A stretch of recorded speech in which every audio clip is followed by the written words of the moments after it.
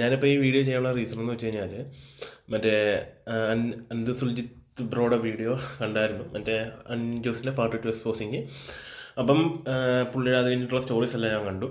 അപ്പോൾ അതിൻ്റെ അകത്ത് ഒരു സ്റ്റോറിയിൽ പറയുന്നുണ്ടായിരുന്നു, അതായത് കുറേ പേര് സ്കാം ചെയ്യാനായിട്ട് means video automatically Instagram recognise delete ആകുന്ന സ്പാം ചെയ്ത് മെസ്സേജ് ഇടുന്നുണ്ടെന്ന് ഞാൻ കണ്ടായിരുന്നു. അപ്പം അതിനെപ്പറ്റിയാണ് എനിക്ക് പറയാനുള്ളത്.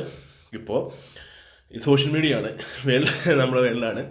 അപ്പോൾ ഓരോരുത്തർക്കും അവരുടെ കാര്യങ്ങൾ പറയാൻ ഒരു മീഡിയ ആണ്.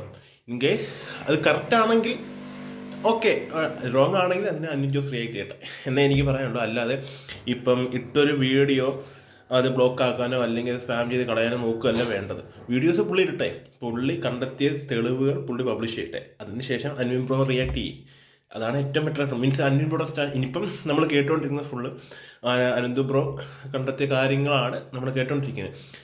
ഇൻ കേസ് ഇനി അൻവിൻ ജോസ് ബ്രോയ്ക്ക് എന്താ പറയാനുള്ളത് നമുക്കറിയില്ല.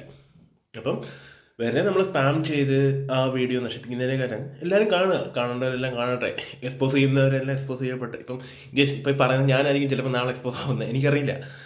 അപ്പം സോ വീഡിയോസ് ആണെങ്കിൽ റിപ്പോർട്ട് അടിച്ച് കളയാതെ അവിടെ കണ്ടട്ടെ.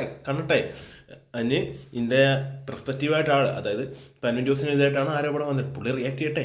അല്ലാതെ സ്പാം ചെയ്ത് കളഞ്ഞിട്ടോ കാര്യമൊന്നുമില്ല. ആൾറെഡി ഏകദേശം ഞാൻ ഇപ്പോൾ നോക്കിയപ്പോൾ 4-6 മില്യൺ അടുത്ത് വീഡിയോ ആൾക്കാർ കണ്ടു കഴിഞ്ഞു. അപ്പം എക്സ്പോസ് ചെയ്തിട്ട് കാര്യമില്ല, മീൻസ് എക്സ്പോസ് അല്ല, റിപ്പോർട്ട് ചെയ്ത് വിട്ടിട്ട് കാര്യമില്ല. സോ കാണാനുള്ളവർ കാണട്ടെ, അത്ര എനിക്ക് പറയാനുള്ളൂ. അത് പറയാനാണ് ഞാൻ ഈ വീഡിയോ ചെയ്തത്. അപ്പോൾ ബൈ, ചാവോ.